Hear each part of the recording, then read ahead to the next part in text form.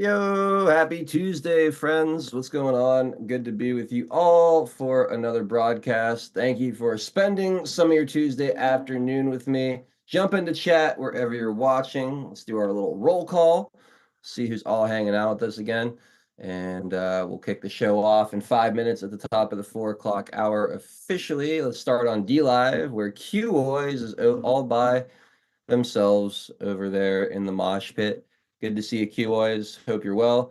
Over on Rumble, I see Richard Davidson out there and Patriotic 714 hanging out with our super mod, Joe Elaine. And good to see you guys. Hit the thumbs up button over on Rumble if you're watching over there, please. And of course, pilled.net is the exclusive home for the entirety of today's show. If you want to hang out, for hour number 2, only available on Pilled. Make sure you find your way over to the comfy bunker. Let's see, Lance Lightspear over there today with Delia down there in Arizona. Jenny, Lyle, good to see you guys. What's up, Curious One? We got Floyd Due Diligence always checking in as well. Patriot 714 in the house.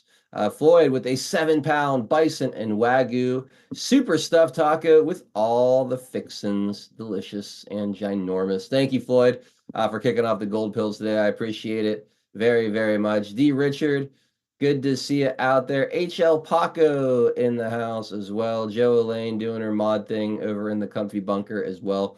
Love you, Joe. Thank you so much for all your hard work. Our Harold, good to see you out there. Barb Robbins, and hey, Pip's mom checking in from across the pond as always. Now we got Big Hair Tsunami out there gifting subscriptions all over the place. So gifting a 1-month Silver Tier subscription. The Kate Awakening picked up. What's up, Kate?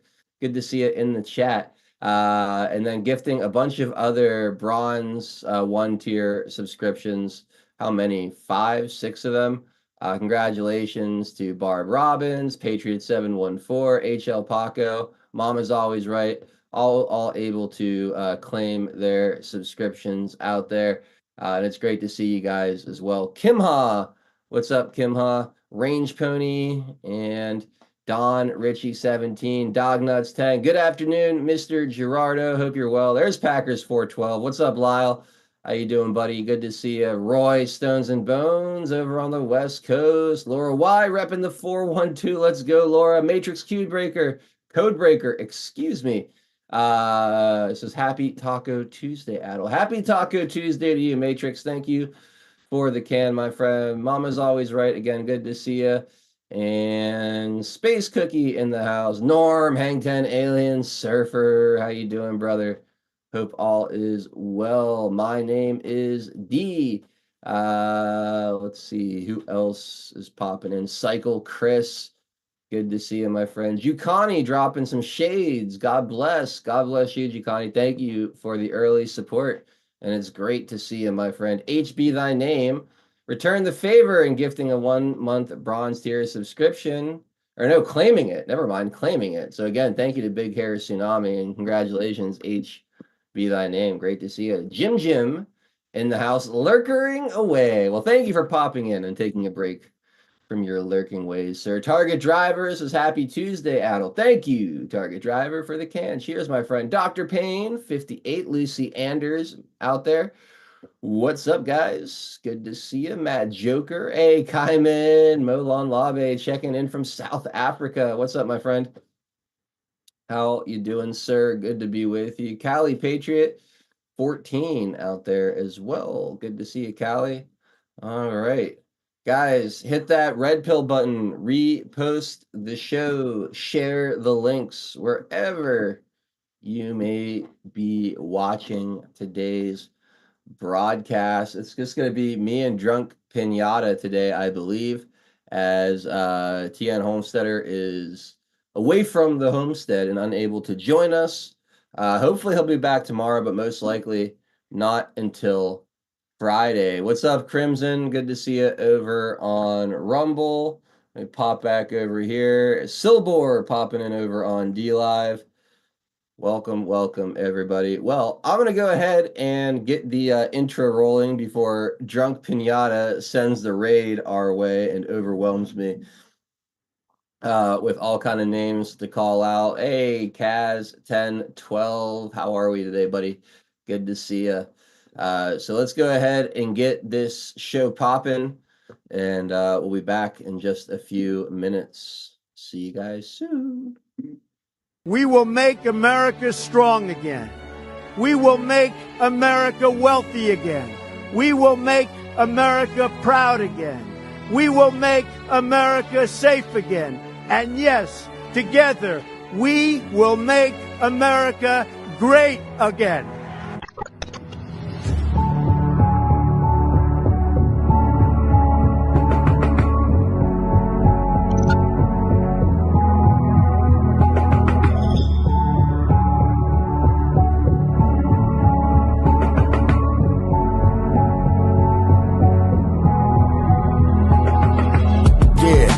Y'all for tuning in, Patriots United, doing what we gotta do to win. Be addicted, the MS7, now we're moving in. And once we take over, we won't ever move again. Where we go on, we go all, I say it with pride. No, we won't run, we won't fall, we're right by your side. The demons have taken hold, but none of us will abide. Stand strong and stand bold, that's how we'll survive.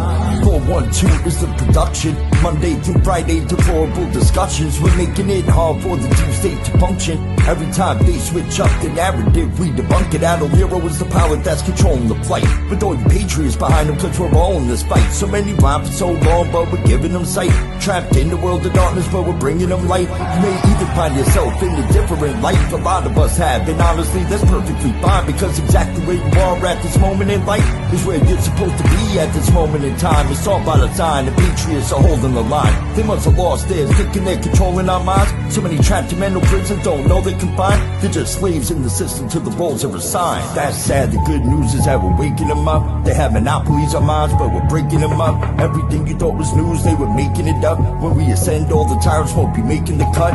Let them all burn in the hellscape they create. We the people already mapped out our escape. We hold each other by the hand as we all elevate and go to a different place. They can never get chased. When I look into the future, I can can see that it's bright. When this history is written, they will see that we're right. We formed our own community and the circle is tight, but I expand the circle with every word that I write. The pen is sharper than the sword when you wield it with might.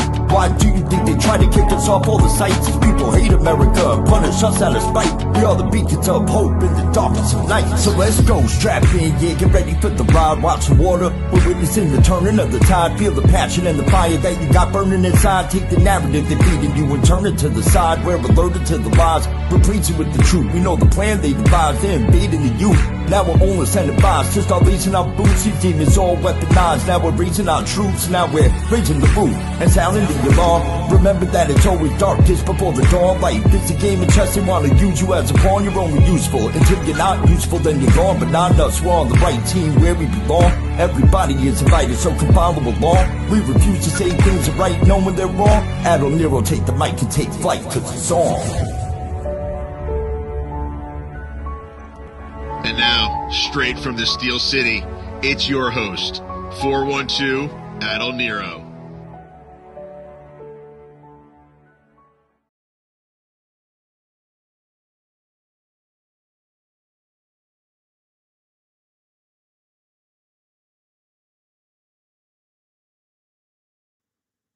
Oops, there we go. What's up, guys? Welcome back again. Thank you so much for hanging out with me for another installment of Deplorable Discussions. My name is Adol Nero.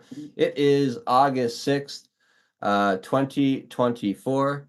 And right now, as of right now, I am riding solo, at least until Drunk Pinata finishes up his broadcast today. I don't know how much longer he's planning on going, but it will just be, looks like, me and you guys for right now. Again, hit that red pill button if you haven't already done so. Please repost the show, all that good stuff. Share the links wherever you're watching.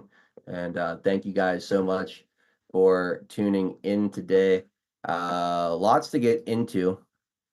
Mostly I want to talk about the VP pick from Kamala Harris. Looks like it's Tim Walz. Is his name Walz, whatever the hell it is. She went with maybe the most radically left person she could possibly. There we go. There's the raid. There's everyone popping in. I'm sure Pinata will be here any minute. But the choice of Tim Walz as her VP is very interesting to me. She went with a radical left candidate, clearly trying to pander to the extremist Hamas supporting part of the Democrat base. And I'm curious as to what you guys think about that choice. Does that help her or hurt her? It looked like she was between Josh Shapiro and Tim Walz. Josh Shapiro, obviously a Jewish guy, would have pissed off the it's a destructive ticket there.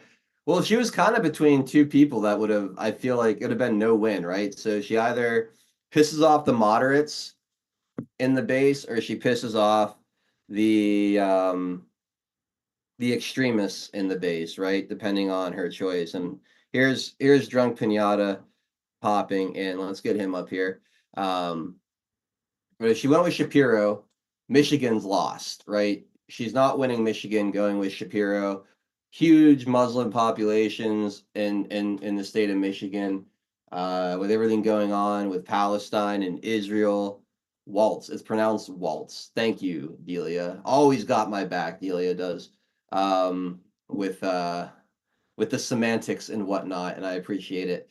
But yeah, Josh had legal issues. Definitely a more moderate candidate, but would have really pissed off the Michigan voters, especially, like I said, the very pro-Palestine voters in Michigan. It would have hurt her in Minnesota as well, although I don't know if that would have been a death knell for Minnesota. Tim Walz is completely extremist in the other way. Didn't he redesign the Michigan flag to more resemble like Somalia or something like that? This guy is as far left as they go. So you have the most liberal senator in the entire Senate, turned DEI hire vice president, teaming up with one of the most far left I mean, short of Gavin Newsom, governors in the entire country. I don't know if that alienates the moderates and the Democrats. I don't know how that affects the dynamic of the race from their perspective, but it's an interesting choice nonetheless. Before we get too much further into that, it's great to welcome in one of my OGs, Drunk Pinata, onto the panel. Pinata, happy Tuesday, buddy. How we doing today? We're doing pretty good. Yeah, that's good. How was the show? Pretty good. You can say that out with Russia collusion and in with Egyptian collusion. What? Egyptian collusion?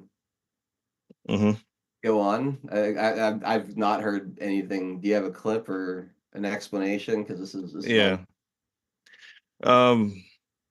Okay.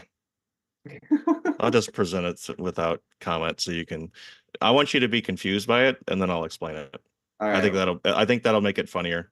All right. Well, please bring it on. Confuse me because this is a new one. Egyptian collusion. Carol, Well, read the bottom first. It says to WAPO. This is her. This is Carol Leonnig. Essentially, she's a CIA person, and WAPO is definitely CIA too, but she is definitely CIA. So $10 million in cash withdrawal intensified secret U.S. probe into whether Trump took money from Egypt, and they're talking about cash as in duffel bags, by the way. what would you, and just your reporter's take on this, from what you understand and the sources that you spoke with, how would you describe the confidence level of the investigators who thought that? By the way, the investigators she's talking about are the very same FBI that was doing the Crossfire, this very same FBI that was involved in Crossfire Hurricane and all the Mueller stuff in 2017, 2018, 2019. This $10 million might have gone from Egypt to Donald Trump. I mean, the Trump appointees of the Justice Department who ultimately shut this thing down and didn't let them investigate it, they sort of made it seem like these folks were looking for evidence for some cockamamie theory.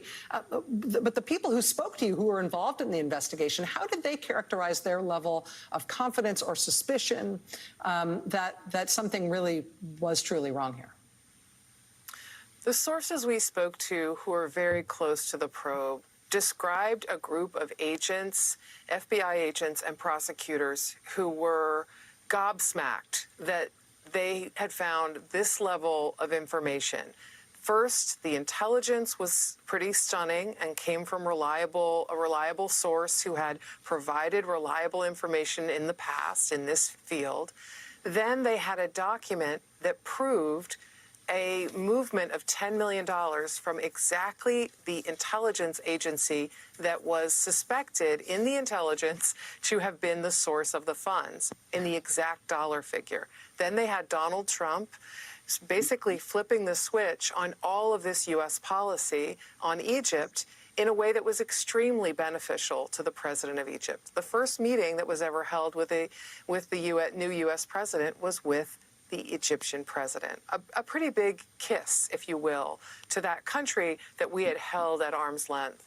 These investigators and agents were described to us as stunned because they had never gathered this quality of investigation in a money laundering or financial conspiracy case before. Certainly not one that had been closed down, and not one in which they'd been barred from continuing to investigate the leads right in front of their faces. Wow. Stunned and gobsmacked. Again, there is an easy way to sort this out. Those financial records don't have to be subpoenaed. A candidate who wanted to dispel this sorts of allegations and said they were not true could simply release that information publicly, but we will await that development. Washington Post. Okay, so I want to see if you can put this together. I'll give you two more pieces of information that they had before this. Okay. In October of 2016, Trump says, "You know what? I need about $10 million to do this, to finish this campaign." Okay. He self-funds it for $10 million. Okay. The intelligence says that, and this wasn't a public thing because it's just the intelligence, that this president of Egypt wanted to help Trump to the tune of $10 million. Okay. Then 5 days before Trump is inaugurated, this cash is withdrawn. They have the most spectacular information that they've ever had, the most credible information that they've ever had of this about this withdrawal, but no idea where it went. So this So is it's another prove the negative. so this is 2016. Yeah, and the only reason they say that it could go to Trump or that it could have went to Trump is because it happened to be the exact same dollar amount, $10 million. You know, that very specific number, 10.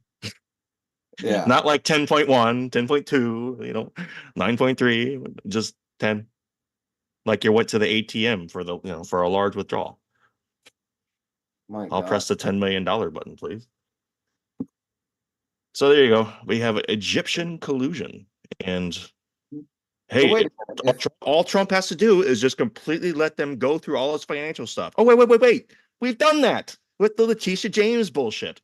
So you're telling me they just sat on this, and then they kind of go back and forth like, can you believe that this was stopped by that administration's Department of Justice? You've had fucking 4 years with Merrick Garland. Yeah. So get the fuck out of here with this. Oh, we don't know. We could investigation shut down. I love the whole like we've never had information like this solid on money laundering or whatever she said. Like like were To you no wearing a one. blindfold through the entire like Hunter Biden, Burisma, Ukraine situation? Like that's on a laptop that anyone can go read the emails of like 10% for the big guy, and you can literally see the checks written, the fake loans or whatever to his brother. And there's so much, I mean, there's so much there that we can actually see. It's not convoluted, it's not ambiguous at all, you know, what the Biden crime family had been doing for a long, long time, and all that stuff has been largely exposed. And it's like fingers in their ears, eyes closed, ignoring it. And then you have this completely again, like ambiguous, convoluted story about Trump Egypt, and they're gobsmacked. What was the other word? Gobsmacked, and what else? Stunned. Stunned and gobsmacked over it. Like, give me a fucking break. These people are completely shameless, Pinata. Especially MSNBC, man. They are something else. That's So crazy. I gotta wonder why they're bringing this out, because obviously it's a dead story. There's no real reason for them because this. So my guess is that this is setting up something else, like another indictment or something like an emergency pullout of like and for October or something like that. You know what I mean? Because why else bring this up? Why else start talking about this? It makes no sense unless they're just trying to. It's just more projection that they know something else might come out. Is this trying to be? Is this running cover for Menendez? I don't know. Is this from 2016? They're saying that 2016 campaign. Yes. Yeah, this is it really that slow in the news? Like I know I kind of struggled to prep the show today. There wasn't a ton of stuff going on. Are they that slow with things to talk about that they're going back to this? I mean, that's I pretty don't know. bad. It's just, but whenever they come out with these things out of the blue, usually it's to set something up that'll be in a couple of weeks. So I'll just keep an eye on it and see what happens. Is there anything else they've been talking about today outside of that, or has that been a major focus of That has not been a major focus. Like a couple people did a segment on it, and that's it. okay, It wasn't. It was not a big thing. what else is out there? Like what else is kind of trending with our friends in the Mockingbird media today? They're afraid that we're set up to catch their cheating. Oh, Yeah. and what like a precinct committeeman type thing, or like poll watching or things like that? Yeah, poll watching, and then they about the holding back of certification, and essentially, putting the results into the main tally for the state. They didn't quite say it this way, but I wonder if this is what they mean, meaning that they won't report the number until all the counties are done, or to something close to that. So that way that they can't cheat in the larger counties, because we know that they return their results, then Fulton County, Maricopa County, and what's the one in Pennsylvania? Whatever. Allegheny. Well, Allegheny is bad, but it's the one in Philly that really is where they. Yeah. So that one, and then yeah, Pittsburgh does it too, but Pittsburgh's not as Pittsburgh's blue, but not nearly to the degree that Philadelphia is. Like there's a lot of the surrounding areas in Allegheny County that's actually pretty red. It's just more like close to downtown Pittsburgh where you get a lot of blue. Allegheny County goes, in half hour drive of like any direction of the city almost. You're still in Allegheny County. And there's a lot of red areas around there that kind of balance it out a bit. Philadelphia, I can't remember the name of the counties, but they come in extremely blue, and that's where they hold those votes back until late into the night, after the entire, rural area of the state gives their results. They can get a tally of how much ground they need to make up, and all of a sudden, the Philadelphia area starts piling in votes. And Pittsburgh too, but it's mostly Philadelphia, I think. Yeah. So like they didn't say it like that, but to me, that was just, I felt like that's what they were scared of, is that they wouldn't be reporting, so they wouldn't know what they could do in the cheating counties.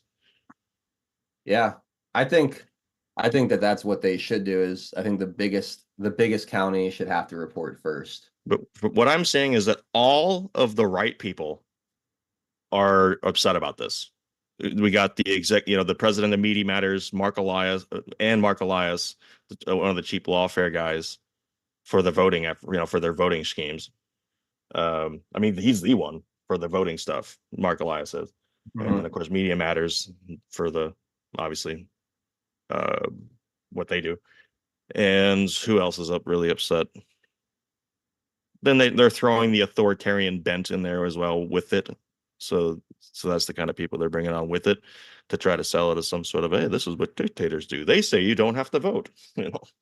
Yeah, well, I remember back in like 2022, leading into the midterms, MSNBC, I think CNN and the Washington Post were all freaking out about the precinct strategy, and how, a lot of election officials were being voted out and removed in a lot of states, and how the Republican Party was kind of becoming more grassroots. They were really freaking out about that then, leading into that election. And I think it was about the same distance from that election as we are from this general election in 2024. So that makes sense that they're starting to spin up that rhetoric again, because we've had another 2 years of getting in good committeemen and growing that strategy. And shamefully, I haven't been as involved or following it as closely. We haven't had DSN Jeff up here in a while. We haven't really covered or talked about it much over the past year or so, and that's on me. But I know that there's a lot of people out there working hard to continue gaining influence through the grassroots on a local level in the Republican Party, and making sure that in a lot of these precincts we have the right people, or the right kind of people, administering elections and representing their local areas on the Republicans' behalf. And that really freaks out the mainstream media, because let's face it, right, Pinata, their entire game relies on the Republican Party being complicit in the nonsense that they're trying to push through. Without a complicit Republican Party, they're able to offer up that false binary that gives them control of the Overton window of acceptable thought and what acceptable policy. The second the grassroots captures one of the parties and takes full control of it, which I think the Republican Party is pretty close to that point. Now all of a sudden you're moving what's acceptable outside of what they're comfortable with, and they're terrified of the consequences of that. And you could see the panic and fear in them as that control of both sides is slipping away, and that's why they're so desperate to do away with Donald Trump, because he is a threat to that false binary, that full grip control they've had over the American politic for so long. So it's fun to watch them freaking out over it. It's fun to watch them have to acknowledge things like the precinct strategy and complain about them, when all it is, and this is from the same assholes that lecture us about democracy all the time and say how we're a threat to democracy. Well, the grassroots getting involved on the local level like that, getting into those precinct strategies, precinct committeemen's positions, and actually having a voice within the Republican Party. That is like the democracy at work. And that's what honestly scares the crap out of them. That's what honestly scares the crap out of them is actual true democracy taking place in this country. They don't want that. They don't want the people to have a true choice. They want everything to be controlled from the top down. So like you said, all the right people are freaking out about it, and we saw this before a couple of years ago. I'll be curious to see if they put the same kind of focus on that precinct strategy and like the poll watchers and things like that as they did during the midterms or leading into the midterms, or if that heightens or gets more intense the closer we get. I don't know. We'll have to keep an eye on it. Anything else that you noticed trending throughout the different segments you were watching today on your show?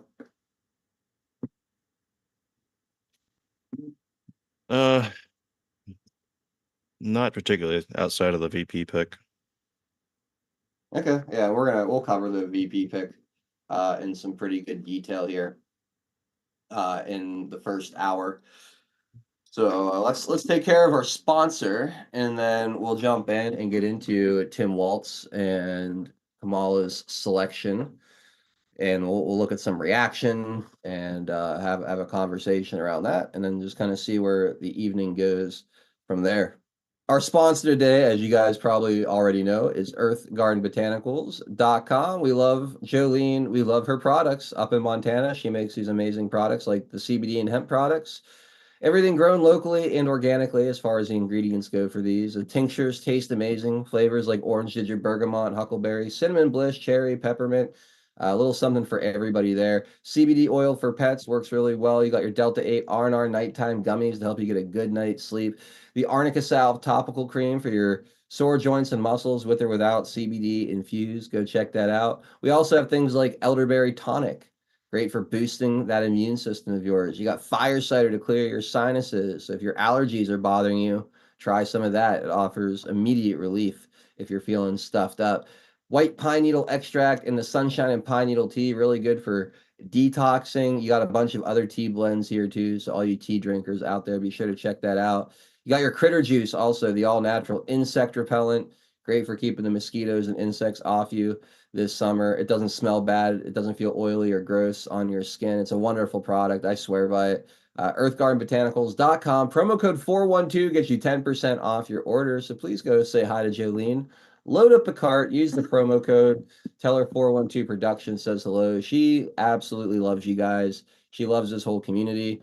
And we're just so proud to have her be a partner and a sponsor of our broadcast here today. So again, earthgardenbotanicals.com, promo code 412 at checkout to get that 10% discount. Guys, again, hit that red pill button, please. Repost the show. Share the link wherever you are watching. If you're not on Pilled, give us a like, however they do it, whether it's a thumbs up or otherwise.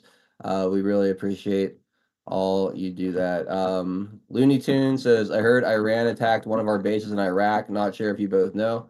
I don't know. I didn't see that. Did you see anything about that, Pinata? Iran attacking a U.S. base in Iraq? I know that happened after we killed al-Baghdadi or Soleimani or one of them. They did like that about face attack that didn't kill anybody. I think a few people got concussions or whatnot, but I didn't hear of anything more recently.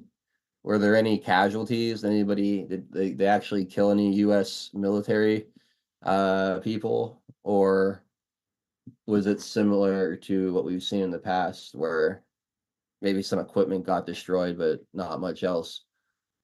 Also, just want to let you guys know, it looks like there are storms rolling in to the area.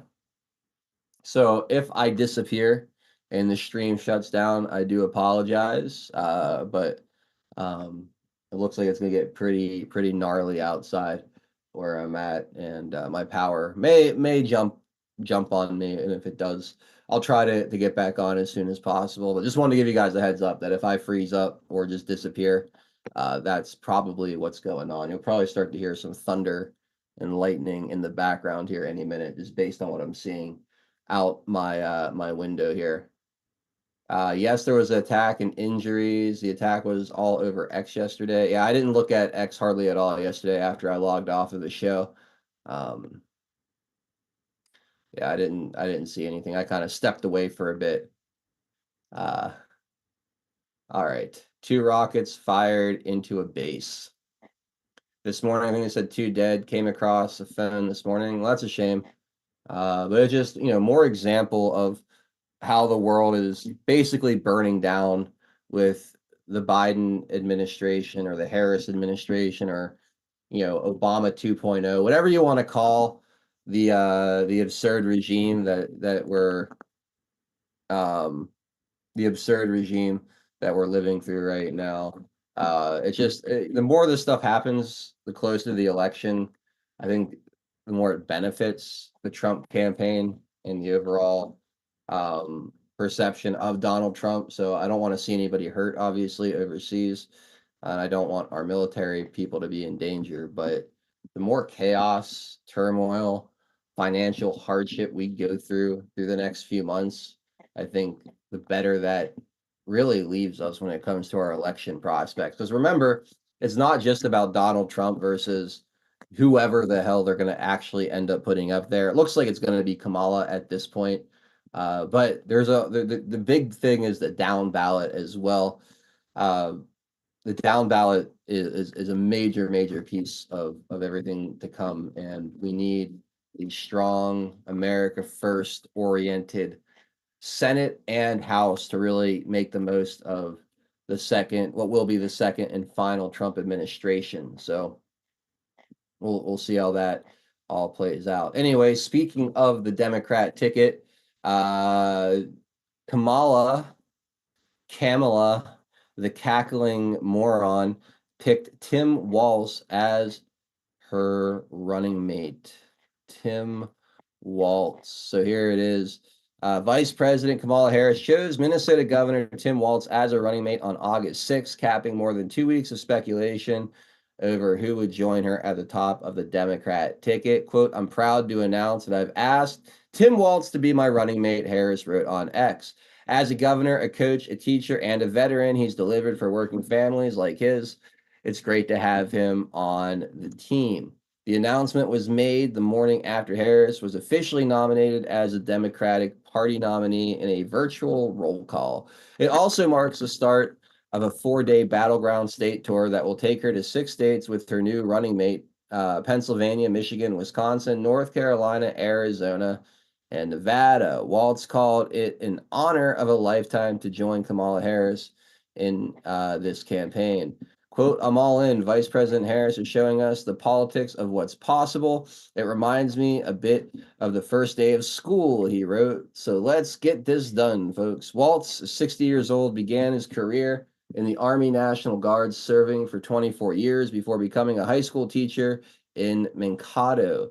He was first elected to Congress in 2006, defeating incumbent Republican Gil Gutnick in Minnesota's first congressional district and was reelected for another 5 terms. He was the highest ranking enlisted soldier to serve in Congress and was rated the 7th most bipartisan representative in the 114th Congress by the Lugar Center at Georgetown University. Walz defeated Republican Hennepin County Commissioner Jeff Johnson in 2018 to become the 41st governor of Minnesota. In office, Walz spearheaded a plan to provide universal free school meals for students, pushed to get Minnesota on 100% clean electricity by 2040, and expanded paid leave for workers. The governor also signed a hands-free driving bill into law, which prohibits the use of cell phones while driving to reduce distractions. He also worked to preserve Minnesota's health care access fund and lower taxes on seniors and small businesses. According to strategist Brian Darling, Walz is perceived as someone who can speak to swing state voters, although he is not from a swing state. Minnesota is one of the most reliably Democrat states in presidential elections. It hasn't voted for a Republican in 52 years. I believe Ronald Reagan was the last one that they voted for. Walz was also suggested by the nearly 50 progressive leaders who urged Harris not to select Pennsylvania Governor Josh Shapiro as a running mate. Walz is seen as popular with Midwestern and Union voters and is sometimes highlighted for his military background. In 2020, candidate Joe Biden carried Pennsylvania by less than 1% over President Donald Trump. Walz's appeal to rural voters and military veterans could help him in blue wall states like Michigan and Wisconsin. Other candidates that made vice presidential shortlist include Senator Mark Kelly, Shapiro, Kentucky Governor Andy Beshear, and Secretary of Transportation Buttigieg. Shapiro responded to the news in a post on X, quote, Vice President Kamala Harris has my enthusiastic support, and I know that Governor Tim Walz is an exceptionally strong addition to the ticket who will help Kamala move our country forward, he wrote. Over the next 90 days, I look forward to traveling all across the Commonwealth to unite Pennsylvanians behind Kamala Harris' campaign to defeat Donald Trump, become the 47th president of the United States, and build a better future for our country. Shapiro said he will join Harris and Walz Tuesday night at the vice president's campaign rally in Philadelphia. In a statement posted to a campaign fundraising website, Trump said Walz would support open borders, immigration policies, and rubber stamp energy and climate strategies similar to the Green New Deal, a bill Harris co-sponsored while in the U.S. Senate. Mark Ellinger, chairman of the Republican National Lawyers Association, criticized Walz for his handling of the protests and riots that broke out in 2020 after the death of George Floyd in Minneapolis. The American people do not want what Tim Walz allowed to happen in Minneapolis coming to their communities, Ellinger said. Florida Governor Ron DeSantis echoed Ellinger's concerns over the 2020 protests after Harris announced her running mate pick. Quote, we would never allow that to happen in the state of Florida. That is not a prescription for America to work its way back, he said in a statement. Goes on a bit longer here. I think that's enough for right now. So there you go. A little about Tim Walz, a little reaction. We've got more reactions, some videos on the way. But first, I want to toss it over to my buddy Drunk Pinata and get his thoughts on the pick and anything that you saw during the course of your show or just in general as far as reaction to this from the Mockingbird. Well, they're saying, "Oh my gosh, look at this great pick," because they're going to say that regardless. And I was thinking this morning about this when I woke up to that pick, and I was thinking that we speculate because of actual pragmatic reasons and political strategy, right? So we're looking at it. Okay, who would be the strategic one that would be the hardest to face? Because we're thinking about it in terms of what we have to do to pivot in order, to change the campaign to go after whoever they're going to go after, whoever we need to, right? So we're just waiting. It's not like we're afraid of a pick. It's just we need to know. Okay, what are we dealing with? Just literally just pragmatic. Okay, what do we got to do? And we think that they would do that, but of course not. They're always going to do whatever promotes their agenda every single time. And what is their agenda? Communism. And what does this guy praise? China. Wow. And just in general, he wants to he's open borders. He's like, if Trump's wall is 25 feet, I'm going to sell ladders. I'm going to sell 30-foot ladders. That's what a quote that he has. That's unbelievable that you get away with that in this country. That's unbelievable. Like, if he puts up a wall to protect the sovereignty of this nation, I will provide 30-foot ladders to allow an invasion. I mean, it's treason. I mean, granted, it's a little play on words, essentially, a way of protesting the overall policy. But how do you keep your job? How do you remain elected saying shit like that? Nobody wants, I shouldn't say nobody. I would say 70% of the country does not want open borders. Like, that's nuts that he gets away with saying that kind of stuff. But he is as far left as they come. Do you think this was a smart choice by Kamala? No. Who do you No, think there's went with then? they would have been better with Shapiro because with Pennsylvania. But here's the thing: is that don't sleep on Pennsylvania just because Shapiro's not the pick. He's still going to do everything he can to rig things in Pennsylvania. Yeah, I would agree with that.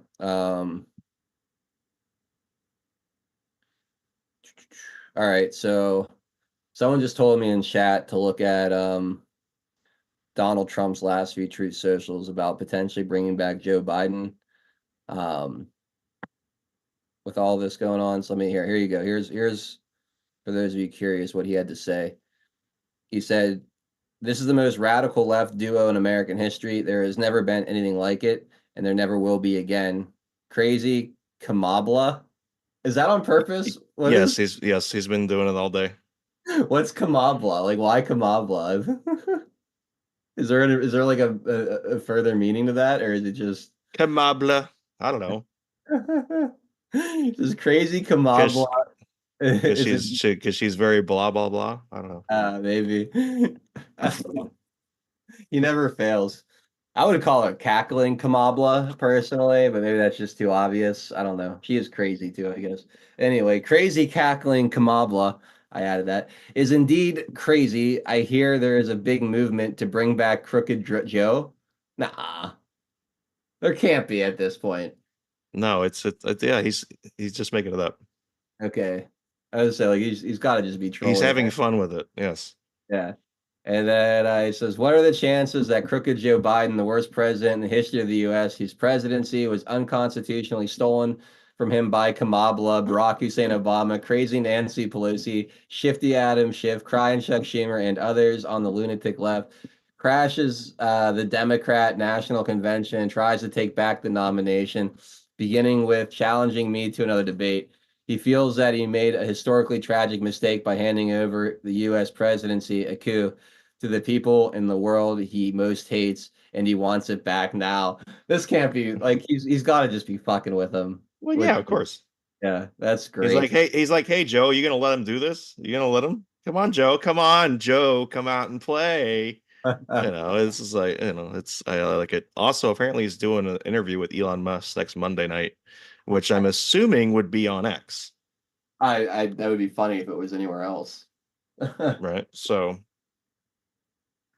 Oh man, so Kamala. that'll break the internet next Monday. Well, I don't even know. Is that strategically a date? What date is that? The August 12th. So I don't know what else is there. There's like it's their conventions next week, right? No, their convention I think is the 21st or the 23rd. I think it's the week of the 23rd.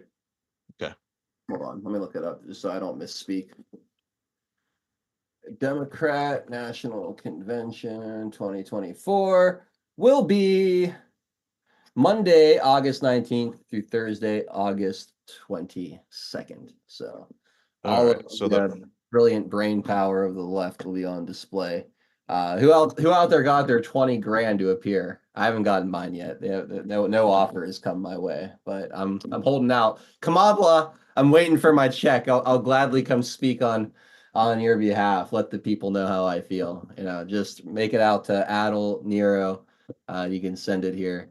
I'll forward you my mailing address. Just let me know if you're interested. I'll block off my calendar, Kamabla, for August 19th. Wherever you want to stick me as far as a speaker on your behalf. Trust me, I'll do right by you. I swear. This anyone out there that has connections to the Kamabla campaign, just please let them know I'm interested. But I will need to be paid up front. Anyway, go ahead, Pinata. let's see. I don't think I see anything else. They put out some new ads. They were good. Their War Room Twitter account was doing good, posting good stuff. So it's essentially the squad pick, that because it's he's all chummy with Ilhan Omar. I don't know how much this really buys them.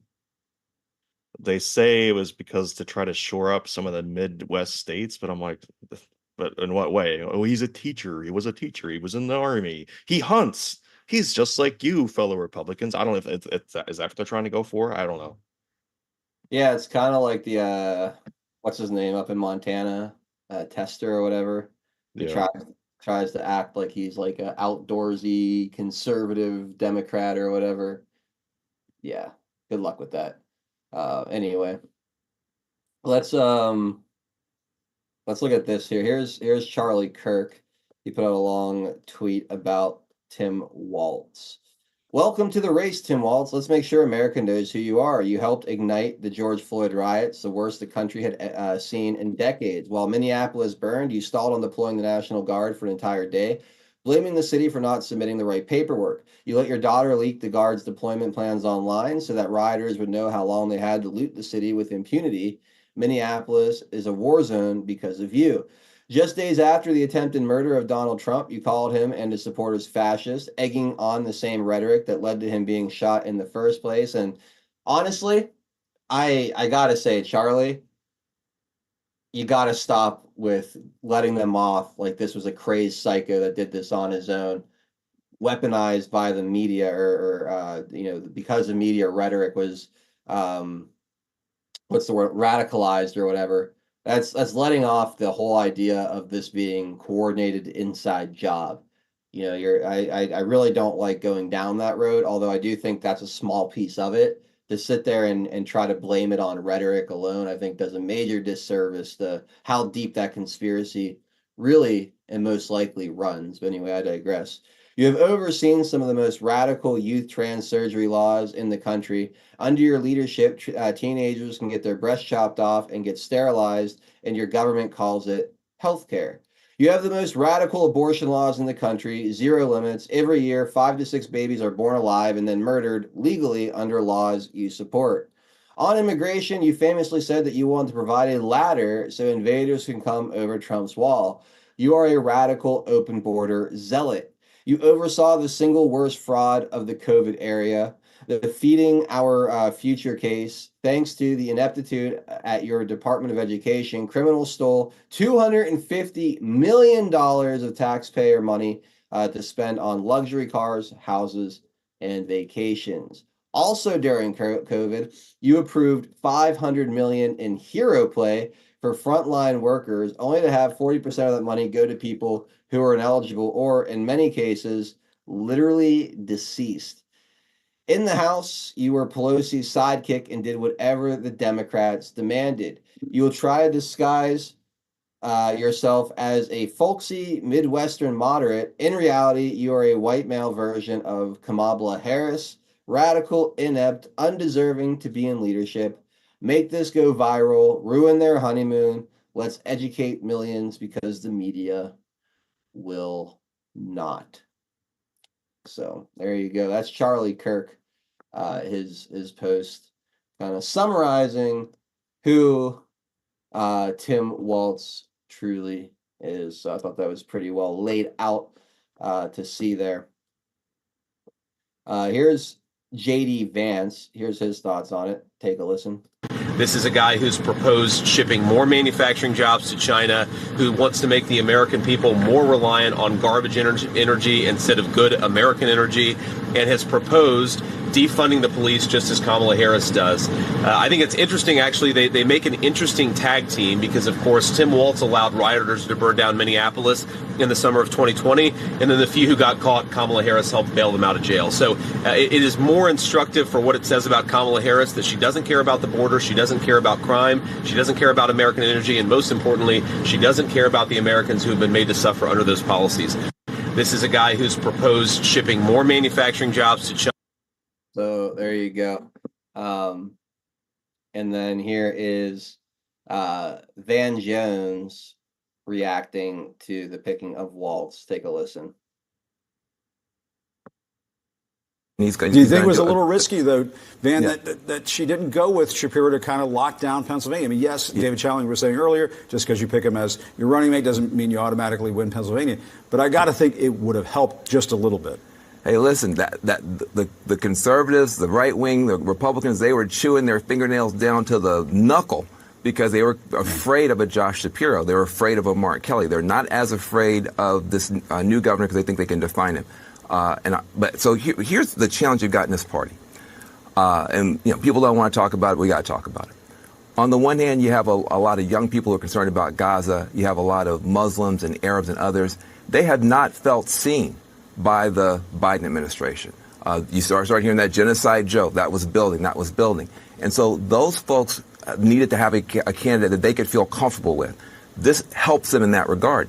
But you also have anti-Semitism that has gotten marbled into this party. You can be for the Palestinians without being an anti-Jewish bigot, but there are some anti-Jewish bigots out there.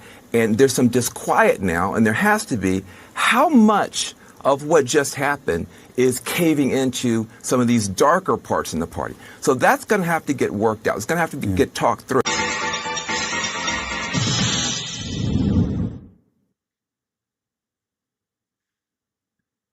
I would agree with that. Pandering to the far left in the party for sure with this pick. Pinata, you have like your camera on, but there's no camera, so it's like got like a weird thing there. So I don't know if you want to kill your camera thing and bring back up your icon. There you go. Yeah, I would agree with that assessment by Van Jones, 100%. I thought Mark Kelly would have been the best pick for them personally. Mark Kelly, battleground state. You could try to sell him as, more moderate, being from a battleground state like Arizona. He doesn't have the criminal baggage attached to him that Josh Shapiro. He also doesn't provide also the amount of angst you would get from the Arab Democrat base over, like a Josh Shapiro and his support of Israel being Jewish and whatnot. I thought Mark Kelly would probably have been the smartest pick, someone that, again, helps with the swing state, but doesn't really rub anyone the wrong way for the most part. Tampon Tim, as everyone's calling him, I guess he had an executive order or something to put tampons in men's public bathrooms in Minnesota. I mean, these people are so mentally ill. It's unbelievable. But anyway, like this guy's so far left, he'll be easy to campaign against for the Republicans. So I think Van Jones is right. They made a tactical error to, I guess, try to unite a part of the party that was feeling avoided, or not avoided, but ignored by the Biden administration. So, you have any thoughts on that? As far as radical, here you go. Here's his wife talking about that criminals should have as many chances as they need, even though that doesn't really please the law and order people. And having a chance every day. Like, how many chances do you get? My answer to that is as many chances as you need, which doesn't really please those law and order people. I mean, you put that on with Lincoln Riley or whoever. You put that out there. But this is his wife. We got there's no holds barred on this thing. Everyone's fair game. Yeah, absolutely. And she looks like a psycho lefty, man. She looks like absolute psycho lefty for sure. Wow.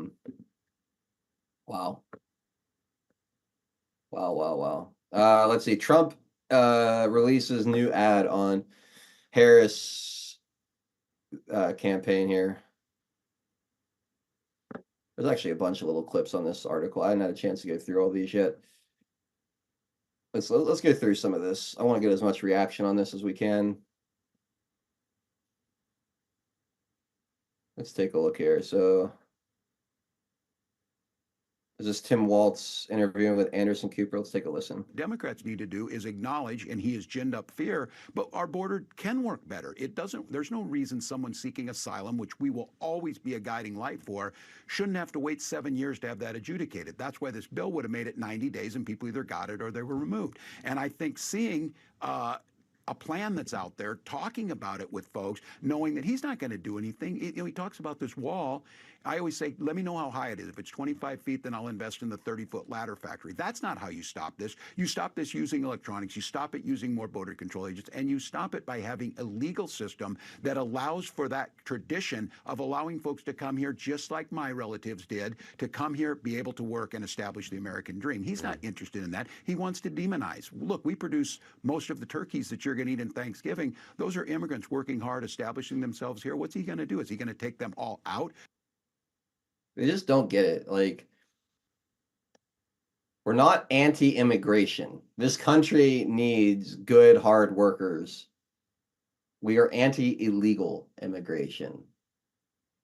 It's like you always talk about, Pinata. They're so unable to live in a world of nuance. It's always black or white. Like, oh, you wanna build a wall, you're anti-immigration. It's like, no, there could be a door on that wall, and we can open that door and let the right people in, people that will be a net positive to our society. Sure. But you can't just have an open border and let everybody in. And they won't have that nuanced conversation. It's ridiculous. There's Waltz with Ilhan, the brother lover Omar, and I guess this is the first ad with the Kamala against Kamala and Tim Walz. Let's take a look. What could be weirder than signing a bill into law that requires schools to stock tampons in boys' bathrooms? Or weirder than signing legislation allowing minors to receive sex change operations? Try electing the man who signed those bills Vice President of the United States. Enter Chief Weirdo Tim Walz. As governor of Minnesota, Walz supported legislation that endangers minors, hurts women, and puts radical ideology ahead of common sense. Now Kamala wants Walz to enforce those laws on a national scale. Tim Walz, too weird, too radical. Too weird, too radical. I love how they're stealing the weird thing, Pinata. Wasn't that like their big thing against JD Vance? He's just really weird. Just really. And well, as a matter of fact, it was Tim Walz last week that started this. The weird thing? Mm-hmm. Oh, I didn't know that. Yeah. So did he already know then? And this is, or did they really think that was that did such a good job? They're like, oh well, this is the guy. That's a good question. Honestly, it would not surprise me if they were that cavalier with like what they were thinking or what they would choose. Just Hey, when you're panicking, you're not thinking, and I do think that they are in a state of overall panic. When I say they, I just mean the entire like institutional left right now, the international and institutional left. I think the entire establishment cabal behind them is in a panic, and they're just kind of grasping right now. I don't think they have a good idea of what they need to be doing next. They're in such a bad place, Pinata, because they've driven their party so far left over the past 8 years that their core base lives on this like lefty extremist island, but there's still a lot of like normie moderates that they need as well, if they're going to do what they do, and they can't pander to both at the same time. They really can't. There's not a lot of common ground between the far left and like the old school like JFK left that still thinks that they're Democrats and hasn't realized how much the party has left them yet. Or still and that's another thing about the VP pick that was supposed to be calming for their the Kamala's record of being the most liberal voting senator. Mm-hmm. And so what did they do? They brought in a commie. It's like so that the same move that they criticize for bringing on Vance, that he was mirroring Trump's policy or his it wasn't trying to reach a different demographic per se.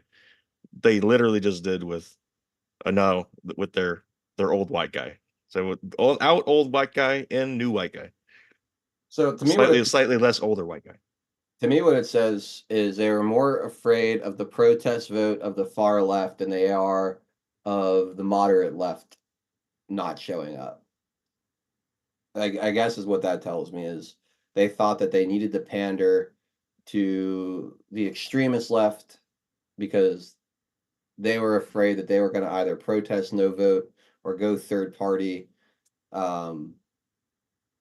more so than they're afraid of moderates either flipping to Trump or doing the same over the far left nature of this ticket. So that's what it tells me. And I'm sure they have some kind of internal polling saying that they're going to lose more voters going with a Shapiro or a Kelly from the far left than they would lose voters from the moderate side going with a Tim Walz. And they probably think that they could propagandize the moderate left a little easier than the far left, because the far left is so anti-Israel and so pro-Palestine that like to pick a Shapiro would be an absolute betrayal that they couldn't propagandize their way out of. Whereas the moderate left, they feel like they could probably just, make them Trump is evil, Trump is evil, Trump is evil, Republicans are bad, blah, blah, blah, and at least keep them on their side of the ticket for the majority of the ticket,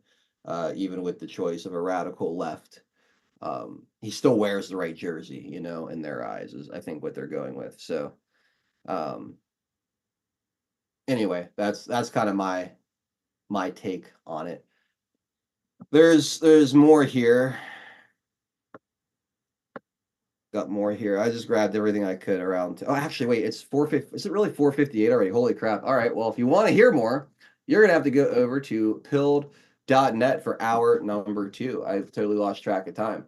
Let me put the link in the Rumble live chat. It's also in the Rumble description underneath the stream. I'll throw it over on DLive too for you guys if you want to keep hanging out and watch hour number 2. Find us over on pilled.net. If you can't get to those links I'm putting in the chats, just type in pilled.net to your browser and find us at 412 Productions. Going to play a quick video. We'll come back on the other side, officially say goodbye to the other platforms. We'll read your gold pills that we haven't gotten to yet and continue on with hour number 2. We'll be right back. Pilled.net is proud to host 412 Productions, exclusively on the true home of free speech. To continue watching the show, we are here to help you over to Pilled. If you're new to the platform, just click on the welcome link provided. It will then automatically walk you through signing up for your free account. If you already have a Pilled.net account, follow the link provided directing you straight to 412 Productions channel. We are excited to have you join the Pilled family, and if you have any questions at all, please email support@pilled.net. Enjoy the rest of 412 Productions on Pilled.net. Free speech lives here.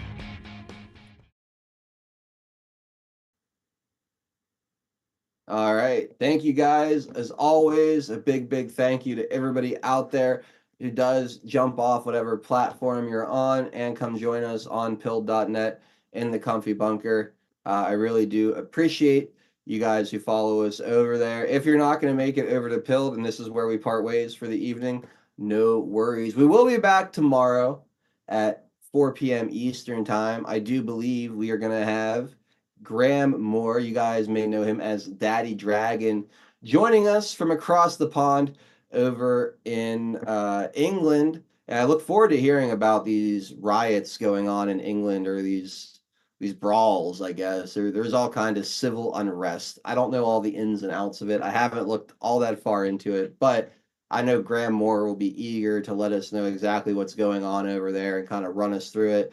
Plus, they had an election since the last time we had spoken. They had a few members of their party running, and one that I think had a halfway decent chance of actually getting in. So we'll have to hear about the results of that, how they did, what the path forward is going to be. And then always we love to get Daddy Dragon's take on everything we got going over here on our side of the pond, stateside. So should be a great conversation with Graham tomorrow. So make sure you tune in at 4 p.m. Eastern time for that. But again, we still have another hour to go here on pilled.net. So I hope you guys will come over and hang out with us. If not, have an awesome rest of your Tuesday. And we'll see you guys at 4 o'clock mañana.